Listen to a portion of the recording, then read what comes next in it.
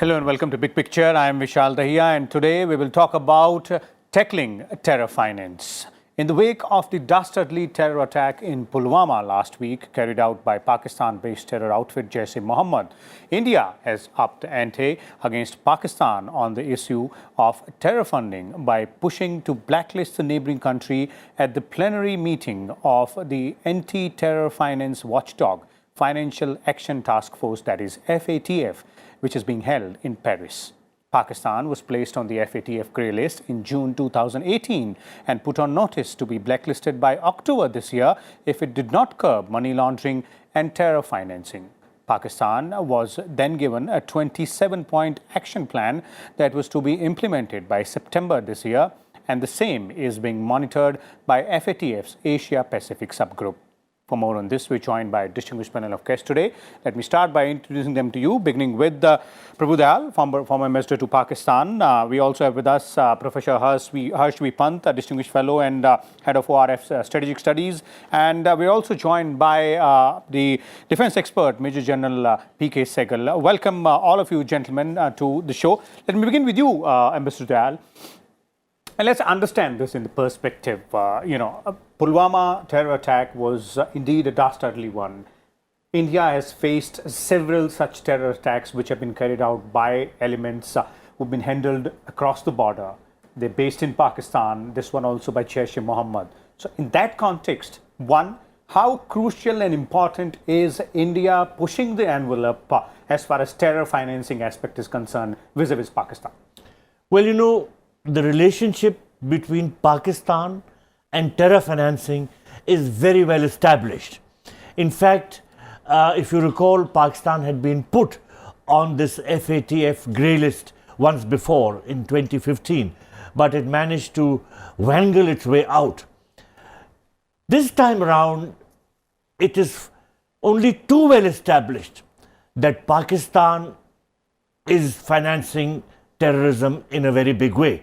As you mentioned, in June 2018, Pakistan had been placed on the grey list, the terror grey list, and it had been given time till October 2019, coming October, to sort things out and to prove that it was cooperating meaningfully in the task of preventing the financing of terror. Now, there were 8 organizations from Pakistan which had been banned, which had been proscribed on that grey list. And these have included Jaish-e-Mohammad, Lashkar-e-Taiba, Jamaat-ul-Dawa. Incidentally and coincidentally, the Jaish-e-Mohammad has claimed responsibility for the Pulwama terror attack. It has categorically said that it was behind this terror attack. In view of this, what more proof is needed that Pakistan and Pakistani organizations are abetting terror and helping to organizations based in that country to carry out terror attacks within India? Now, to the best of my knowledge, Pakistan has done nothing at all to put any curbs on Jaish-e-Mohammad. As far as Lashkar-e-Taiba is concerned, they put Hafiz Saeed under house arrest. But what actually has been happening is that many of these proscribed terror organizations change names and set up, some other organizations to keep on changing the tactics and all that. To give the appearance that Pakistan is cracking down on a particular outfit, but in reality, it's just an eyewash because the organization which is banned finds a new lease of life in another organization. But this time around, it's very categorical that Jaish-e-Mohammad, a banned organization in terms of the FATF grey list, has claimed responsibility for the Pulwama terror attack. So the Pakistan government has to prove that there is no financing going to the Jaish-e-Mohammad, and it cannot prove it because the Jaish-e-Mohammad is holding huge rallies and is spending money on these rallies. A few days ago, Maulana Masood Azhar had held a rally in Karachi where he had said that his organization would be launching attacks on India. In fact, he had sort of given a warning that the sort of attack which took place in Pulwama was going to happen. Okay. So where is the curb on terror financing that Pakistan is supposed to put? It has done nothing at all. And of course, as you mentioned, there were 5 questions that had to be addressed now. There is a total of 27. As these questions go, it's going to be harder for Pakistan to prove its credentials. So I am reasonably confident that if we do our homework well and if we lobby well with the other countries, there are 38 countries and 2 organizations who comprise the FATF. I'm sure that if we work hard enough and do our homework well, it should be possible to have Pakistan moved into the blacklist of terror financing, where there will be curbs on investments in Pakistan, its financial status will be downgraded, and it will encounter many more financial difficulties. Of course, there are countries like China which will try to help Pakistan. But we have to also make sure that the countries which comprise as members the FATF get the full picture and realize the importance of putting Pakistan in the blacklist. Okay. Professor Pant, as Ambassador Dayal is pointing out, that with the clear evidence now and not much being done by Pakistan, in fact, nothing being done by Pakistan to curb terror financing, it has nowhere to run. Well, it looks like it, and I think if India puts the right kind of pressure, perhaps we may get the outcome that we want out of FATF. So in the sense, after all, the idea behind this group is basically to set standards and to make sure that international community acts in unison against money laundering, terror financing and other such activities which create negative externalities for the international financial system. And if the questions today are being raised about Pakistan and it is being questioned the way it is being questioned in various public fora and the kind of support that India has got globally is any reflection, I think Pakistan has will have very difficult time answering those questions that will be raised. And we should also remember that last time China had raised no objections when Pakistan was being put in the grey category, grey listing. So there is a possibility that it might change this year. But it is also a fact that China has been shielding Masood Azhar from being listed on the UN Security Council as a terrorist group, as a terror individual. So I think there are possibilities there which again can hinder the prospect. But I think if you look at the global situation, if you look at the global environment, if you look at how America, which is chairing FATF, has made its concerns very clear and has been very categorical in its understanding of Indian concerns, and in asserting that Pakistan will need to weed out not only these groups but also the larger network that it supports. I think the chances are that that the positive result may come out, and I think this is one good way of India trying to use multilateral fora to its advantage, where the direction is clear, where the normative and institutional understanding of what it means to be a responsible stakeholder in today's global environment is something that is respected. Now, the other 2 countries are, of course, North Korea and Iran in this category, and Pakistan joins that category. Pakistan has been part of that discussion for a long time. We should also remember that it will be some time before we get the outcome, because October 2019 is the deadline for Pakistan, and there is a long distance from here to there, and perhaps Pakistan can again wriggle its way out of this conundrum. But I think the larger questions that are being directed at Pakistan, the global consensus that is developing, and the support that India has got post Pulwama should be an indicator that India has generated enough confidence in the international community about its own case and about the negative effect that Pakistan and its shenanigans are having on the international environment. So one can only hope that this will put the international community back with India in terms of projecting Pakistan in the light that India wants it to be projected. Okay, let's bring in General Sehgal here, our defense expert. General Sehgal, from the point of view of tackling terrorism, as a whole, how important and how significant is the fact that the terror financing, the entire financing route has to be squeezed first, and with Pakistan being the fountainhead as far as those terror organizations which are acting against India is concerned, it becomes more significant vis-a-vis having that hold or stranglehold on Pakistan.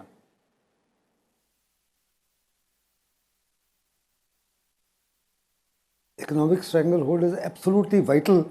It is money that makes the mayor run. If there is no money available, terrorism will come to a halt in totality. Pakistan does not have the means to afford to sustain this terrorism. The entire world today realizes that Pakistan is the epicenter globally of terrorism. Wherever terrorism is taking place, whether in India or in Afghanistan or in Iran or elsewhere in Europe or even in America, Pakistan is directly or indirectly involved. So the entire global community is joining hands with India to ensure that there is economic strangulation against Pakistan. If you notice, as far as America is concerned, the strangulation is already on. Similar strangulation is on to some extent by the European Union. If India can establish beyond an iota of doubt that Pakistan continues to violate the FATF stipulations, which none of them, really speaking, have been followed by Pakistan, and Pakistan continues to fund Hurriyat, the separatists, through various means. All the stone pelters have been given money by them. They've gone on record, they've accepted it, that they paid 500 rupees a day, 800 rupees a day, 1000 rupees a day, depending on their physical capability and the number of days that they resort to stone throwing. Those who throw grenades, those who throw jelly bombs get differently paid. Those who strike at the security forces get a higher amount. Those who burn banks get still higher amount. Those who burn schools, etc., and carry out attacks against the Jammu Kashmir Police or CRPF, all of them are being monetarily supported by Pakistan. And it is for this reason that terrorism is not coming to a stop. Hence, it is absolutely essential that all possible means of terror support through finances is blocked. Okay. There are today 84 terrorist organizations in the world, world over. All of them are being funded in a very major way by Saudi Arabia and certain other Muslim countries and countries from the Middle East. Okay. India is approaching all of them. India is approaching International Monetary Fund. India is approaching World Bank. India is approaching Asian Development Bank. In addition to FATF, then we are also approaching other benefactors of Pakistan, the Saudi Arabians and the UAE. We said we have no difficulty whatsoever if you are supporting Pakistani projects, but if you are giving them money in terms of economic aid, which Saudi Arabia and UAE is given $3 billion each, please pass stringent restrictions and conditions that they cannot sidestep or siphon off this money for terrorist activities anywhere, and they must not allow their territory to be used for terrorism in any significant way or other way. Okay. And if they do not accept that or they cross the Rubicon, then that financing has to be stopped. Okay. India, that is the biggest and the most sensible option that we got. Diplomatically, we already virtually isolated Pakistan the world over. Now, economic strangulation, I'm using the word strangulation, is an absolute necessity to bring Pakistan to its knees. Okay. Along with it, politically also, we need to do something about it. Militarily, there are very many options that could be exercised, both overt and covert. We can also, we got $400 billion worth of foreign exchange reserves. Pakistan has several provinces, all of which are against the Pakistani army and the ISI. The people of Sindh are fed up of them. POK are fed up of them. Baluchis are fed up of them. Hazaras are fed up of them. Tajiks are fed up of them. Pashtuns are fed up of them. They are willing to do the dirty job for India if India funds them. India is so far not resorting to similar tactics as Pakistan does. Okay. But if Pakistan does not come to its senses, India could also use the monetary means that are available to its disposal to bring Pakistan to its knees. Okay, so there are several there are options, several- as General Sehgal is pointing out, and one of them is resorting to the same means as well. But if we come back to the terror financing point, and Professor Pant, I'd like to bring you in here, as General Sehgal was pointing out, economically strangulating Pakistan is definitely an important aspect of the strategy and ensuring that the terror financing can be curbed.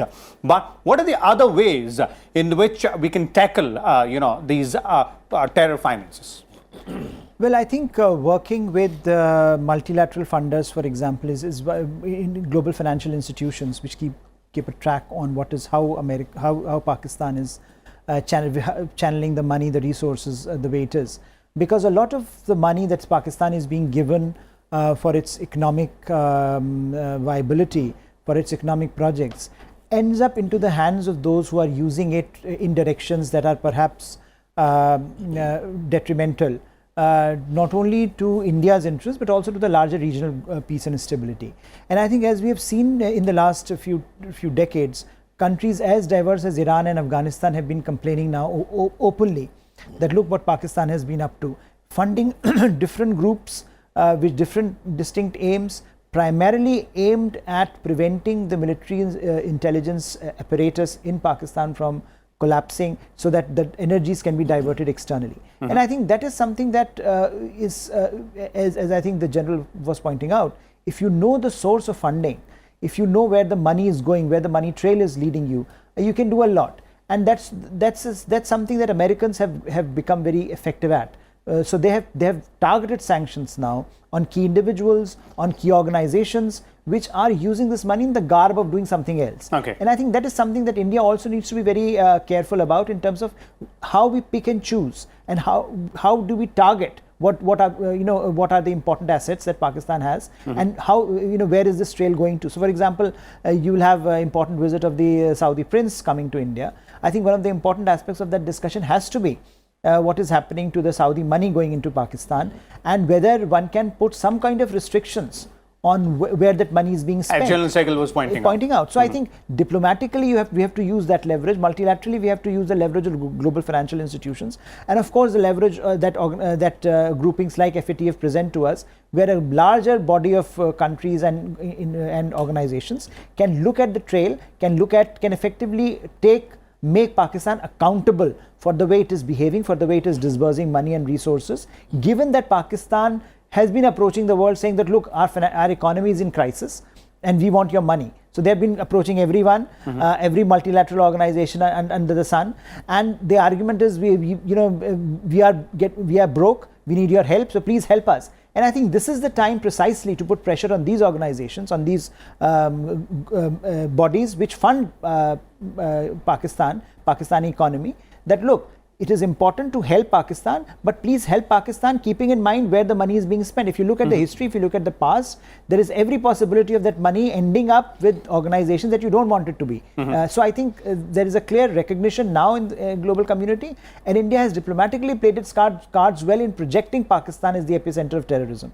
So I think this is the right time to put the focus back on money, on where the money trail is leading us to, and how effectively one can squeeze these taps of finance. Okay, Ambassador Dayal, from your point of view, it's the right time, as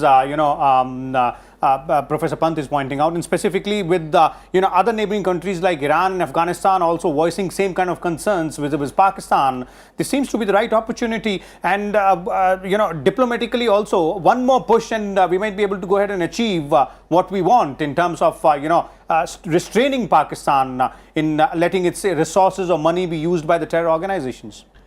Vishal, I wish it was that easy. The complicating factor, and I would like to add something to what my co-panelists have said, the complicating factor is that the money is being channelized to these terror outfits through the Pakistan army itself. Money is received by Pakistan from foreign sources as assistance, and it goes into a large basket. But a lot of the Pakistan government's own resources are channelized through the army for what would appear to be legitimate needs. But from the army and through its intelligence outfit, the ISI, money is channelized into the pockets of the leaders of the terrorist outfits, like Maulana Masood Azhar, Hafiz Saeed. So money from Pakistan government flows to the army, to the ISI, and to the terror outfits.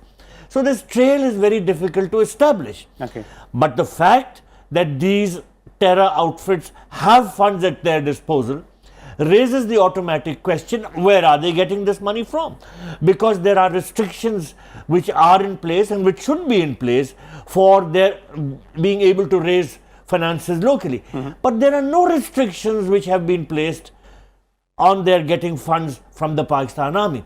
So unless that tap is cut, these terror outfits will one way or the other receive money, and that money will be used to carry out terrorist activities against India. Okay. Now, how do we check that the Pakistan army is not able to channelize funds to terror outfits? It's very important that Pakistan should not receive external assistance. It is going to get a large packet from Saudi Arabia. It is trying very hard to get money from the IMF. Now, of course, as Professor Pant mentioned, in our interaction with the Saudis, we should try and restrain them, though I do not know how successful we would be. But certainly, we can use our leverage and with the IMF and through the Americans, restrict the flow of money to Pakistan and in turn to the Pakistan army, because there is no doubt whatsoever in anybody's minds that these terror outfits are financed through the Pakistan army. And these terror outfits damage American interests in Afghanistan as much as they do damage to us. So there is a commonality of interest as well, and we'll have to act in unison also. Let's, we're running short of time, but let's take a quick comment from General Sehgal here. General Sehgal, you were talking about several various other options as well, but when we talk about tackling terror finance, and as Mr. Dayal is pointing out, that it becomes difficult because it goes via the Pakistani army, and it's it's almost impossible to go ahead and pinpoint directly the beneficiaries we can, but the channel through which it goes specifically. How do we tackle that aspect?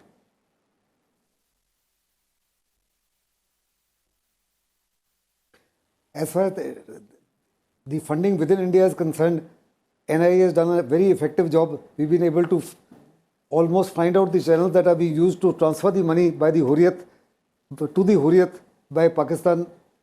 ISI transfers through the High Commissioner in Delhi as well as through other traders in Delhi, etc. And how they be passing it on through certain banks and through other middlemen. They've all been identified. They've been exposed. Some of them have been taken to task. They've been arrested. And a very close watch is being maintained on these people.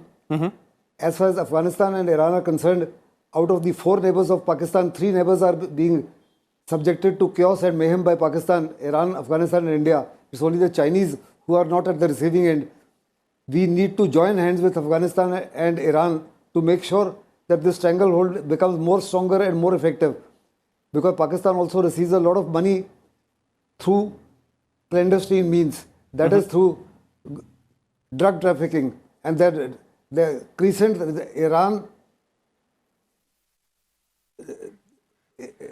Afghanistan and Pakistan itself is a golden crescent which grows a lot of poppy. So whatever is coming to Pakistan from Iran and Afghanistan must be stopped. So that does not get converted into, that gives almost $2 billion worth of income to Pakistan annually. This too must be destroyed. Either India must join hands with America, etc. and other countries in Afghanistan to destroy this crop, or make sure that this money does not reach India. So that's a very significant point, General Sehgal. We're running short of time, but we'll take one more concluding comment from Professor Pant here. As General Sehgal is pointing out, it's not only about the money which Pakistan gets in terms of aid or in terms of any bilateral agreement, but also the illegal money through drug trade or through other illegal means. That also needs to be looked into and captured. Well, it seems that most of Pakistan's economy is now reliant on these illegal means of trade and illegal trade routes and what is happening in the illegal economy rather than the legal economy, because the legal economy is going bankrupt. So in a sense, what we are finding increasingly is that the part of Pakistani economy that is buoyant, that is doing well, is this illegal economy. And I think for the rest of the international community, we need to really look hard as to what is happening to Pakistan, which is out there with a begging bowl, asking for resources perpetually every few years, but is still able to manage these illegal trading routes so effectively. So clearly, the military-industrial complex within Pakistan wants to get the resources in place so that it can generate revenues for itself. Final concluding comments from you quickly. The Financial Action Task Force meeting going on in Paris is the first which is going to be examining Pakistan's report. There is going to be a subsequent meeting in May and thereafter one in September. Only after that will a decision be made whether Pakistan should be on the blacklist or whether it can be removed from the grey list. We have a lot of work cut out till then. At each meeting where we are members of the FATF. Pakistan is not. It is participating through an observer. We have every opportunity to lobby with the other members and explain our case to them and explain the importance of keeping Pakistan right now on the grey list and putting it on the blacklist from October, because of the fact that the answers which the Pakistan government is providing are not satisfactory at all. Okay, thank you. Thank you so much, all of you. So as our panelists have pointed out, that it is almost crystal clear now the way Pakistan funds or financially helps several terror organizations, and the way India is acting to try and contain Pakistan is on the right path. We'll need to do a bit more hard work and ensure that the international community stands with us and understands the fact that the money which is being used by Pakistan to fund terror should be stopped immediately. We'll come back again tomorrow with a different topic and different set of guests. Till then, keep watching Rajya Sabha TV.